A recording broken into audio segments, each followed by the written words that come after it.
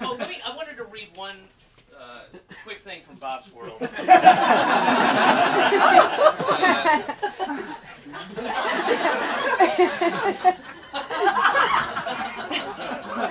6 foot, 180 pounds. Neil was born in South Carolina. This is good reading, folks. I don't want to give it away. I don't want to give it away. That's good. You should get it though. Awesome, awesome book.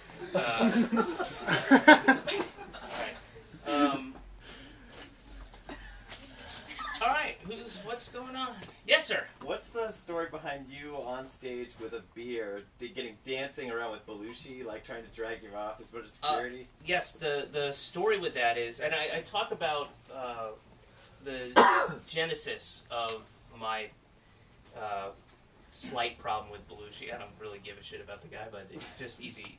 Obviously, he's an easy target that no one will defend. So I was in Martha's Vineyard. My then girlfriend and I were. We have friends who spend a month there every summer, and we go and visit them for a long weekend. And we were on the ferry going out there, and I'm looking through the local, what's up in Martha's Vineyard weekly, and it said Jim Beluchi and the Sacred Heart, Blues Brothers band, whatever, are playing this place that I actually did stand-up in a long, long time ago, and it's called something different. And I got very excited, and then my girlfriend was like, "Oh, you gotta go fuck with him." I was like, "I'll go. I'm buying tickets. I'll take everybody." So, my friend Sid and his wife Amy and this girl Sarah and I, we went down there, and I walk up to get 4 tickets to see this. You can see him. It's a very, very, very mediocre white. Middle-aged blues cover band, and so I go 4 tickets, and I go, okay, that'll be $180.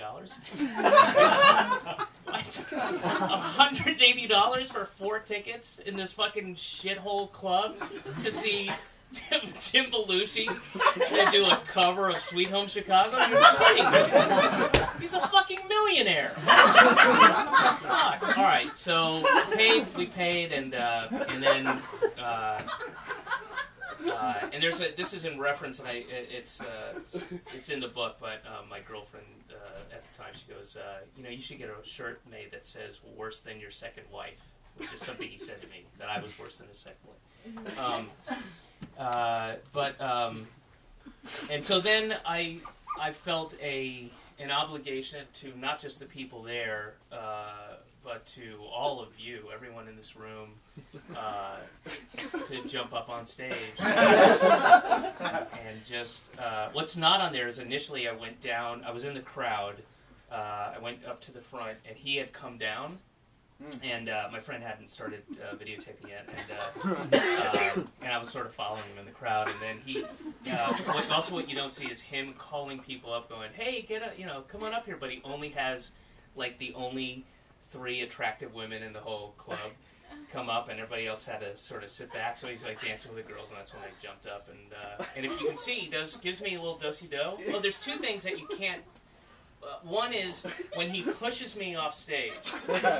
He did this marine.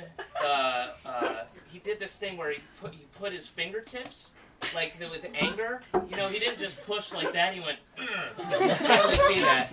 And then and he puts me in a do-si-do thing, and he's trying to lead me through the security door in the back, and I just sort of wiggle out of it. And then you can see him going to the security guard. And he's still singing, "Sweet Home Chicago." Anyway, that was it. It was just too golden an opportunity not to. And also, it's not really fucking with the guy. He literally said, "Come on up on stage." I came up on stage. I did nothing that he didn't ask me to do already. David, what are you doing for the Jewish New Year?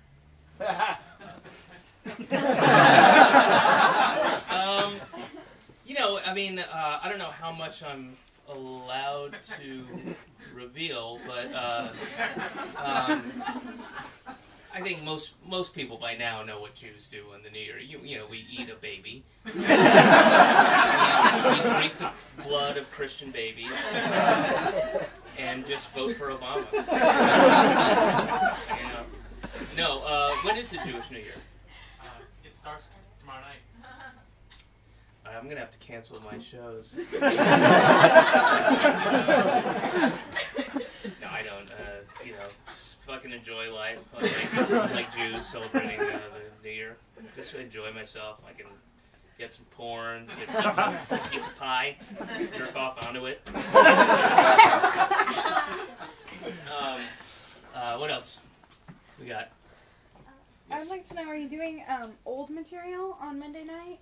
I read in the Time Out New York that you were going to be kind of rehashing stuff. No. I was hoping for new stuff. No, it'll be new. What I maybe that was taken out of context, but I'm certainly not going to do. Well, in New York and L.A., the reason I must have said that was because these are the two cities, and it was a smaller extent, San Francisco and Seattle, where all the material, or most of the material I'm doing, was worked out over the last couple of years at, you know, UCB or, you know, various friends, you know, shows or benefits or stuff like that. But, you know, unless you saw every show I did when I dropped in at UCB or you know, Largo or something like that, then it should be relatively new. Do you know, have you seen me do the thing about junkies? No. That'll be new. Have you seen me do the stuff about the racist medium? No. Okay. I think it's hopefully it'll be new to most people. The only reason I said it might be, I don't know what that must have been out of Maybe context. I misinterpreted it. Yeah, it sounds like you might have. Okay. But no, that was my. In fact, I don't even have a show booked in New York because I mean, literally, the people I think that would go. I'm not going to charge people, you know, $35 to go see stuff they've seen a lot. You know, so I was hesitant to book a show there, and even a little hesitant here, but that's ridiculous. That's foolish, and I'm too decent and good of a person. I need to step back and just, like, hey man, let's make some money. Who gives a shit if they saw that joke, right? Come on, get some of that Alvin money. No, I think it'll be mostly new for unless you've seen like all the sets I've done. And I just worked out the set at UCB in New York, and it went really well. It was really good. It was very encouraging. I was a little anxious about, you know, I didn't want to repeat myself. Stuff that's in the book too. But that was a long-winded answer. I could have just said. Looking forward to it. Thank you. That's good. It'll be fun. I've got a few little surprises planned as well.